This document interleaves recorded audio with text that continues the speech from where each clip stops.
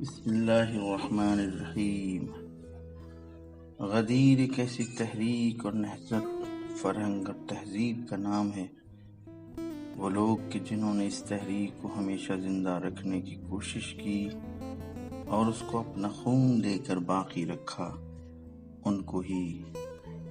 عاشورائی اور کربلائی کے نام سے جانتے ہیں۔ غدیر سے عاشور تک کے سفر طے کرنے والوں کو دنیا اہل تشیع کے نام سے جان رہی ہے۔ البتہ اس سفر کو طے کرنے میں سخت سے سخت امتحان دینا پڑے،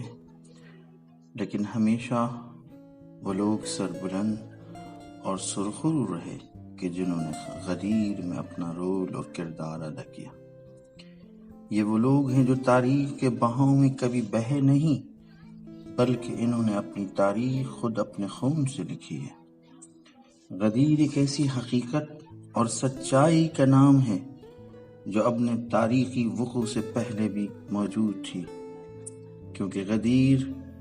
اللہ کی ولایت کا نام ہے۔ غدیر خدا اور رسول کی سننا اور ان کے آگے سر تسلیم کو خم کرنا، اس کو کہتے ہیں۔ حقیقت غدیر ہی تھی جس کے لیے ابراہیم اور موسیٰ علیہ السلام نے پرچم بلند کیے تھے، لیکن پیغام غدیر کے مقابلے میں ایک آواز تھی جس میں انا ربکم الاعلیٰ کا گھمنڈ اور غرور نظر آ رہا تھا، اور یہ آواز وقت ازل سے شیطان کی شکل میں نمودار ہوئی، لیکن ہر دور کے ولی خدا نے اس کو فخرج انک رجیم کہہ کر ثابت کر دیا کہ غدیر کوئی ایسی حقیقت نہیں جس کو مٹایا جا سکے، کیونکہ خدا و رسول اور ولی خدا کی سرپرستی میں جو لوگ آ جاتے ہیں، اب ان کی جان اور ان کا خون ان کا اپنا نہیں رہتا،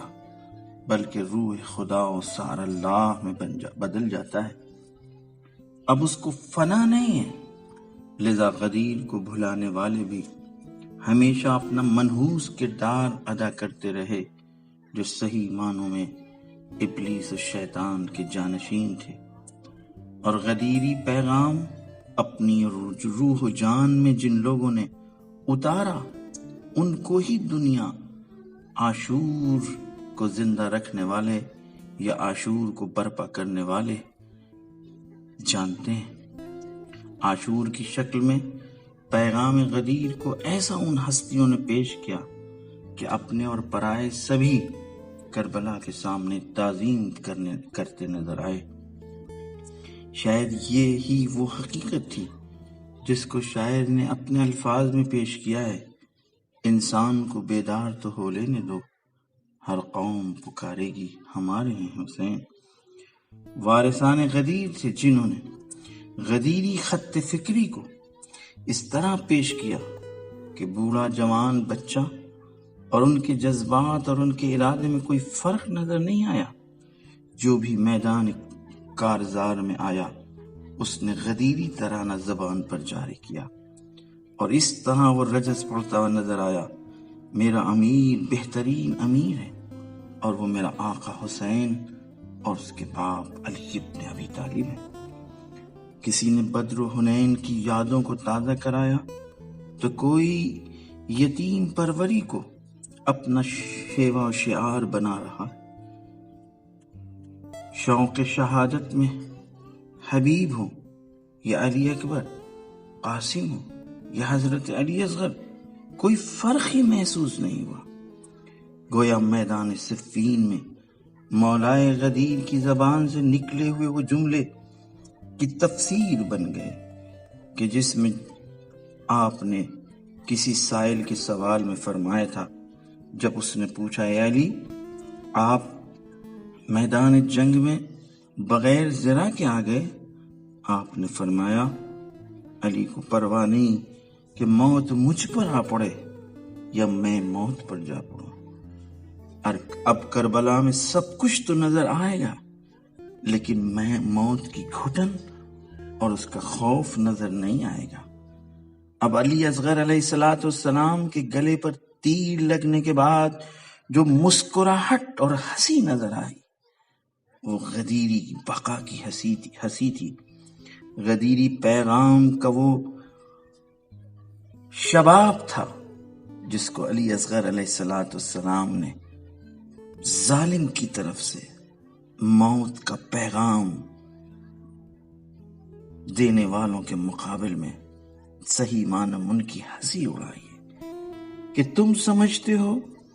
کہ ہم کو موت کے گھاٹ اتار کر کے غدیر کو ختم کر دو گے؟ اب رہتی دنیا تک غدیر کو تم مٹا نہیں سکتے، بلکہ تو صحیح تمہارے ہی گھروں میں، تمہارے ہی درمیان، تمہارے ہی بچوں کے ذریعے، تمہارے ہی ماحول اور فضا میں جب یا حسین کی صدا گونجے گی تو صحیح معنوں میں یہ یا حسین تنا نہیں ہوگا، بلکہ اس میں یا اللہ کا رنگ ہوگا، یا محمد کی آواز ہوگی اور یا علی کا نعرہ ہوگا۔ اب مجلس حسین علیہ السلام کیا ہے؟ اس میں حمد خدا ہے، نعرہ توحید ہے، محمد کی رسالت ہے اور علی ابن ابی طالب کی ولایت اور امامت کا اعلان ہے۔ یہی وجہ ہے کہ مجلس کے ہر گوشے میں ہمارے بچے جوان کے منہ پر ہوتا ہے نعرہ حیدری۔ یہ نعرہ حیدری نعرہ غدیری ہے کہ جس کو ہم اور آپ باقی رکھے ہوئے ہیں۔ اللہ کی بارگاہ میں دعا ہے، اے میرے اللہ، اے میرے پروردگار، اے دنیا کو پناہ دینے والے، ہم لوگوں کو اتنی توفیق دے کہ ہم بھی غدیر پیغام کو سننے کے بعد اپنی حدوں تک محدود نہ رکھیں، بلکہ اپنے وجود کے ذریعے اپنی توانائیوں کو استعمال کرتے ہوئے کونے کونے میں پہنچانے کی کوشش کریں۔ اے میرے پروردگار، ہم سے اس ادنا سی تلاش و کوشش کو اپنی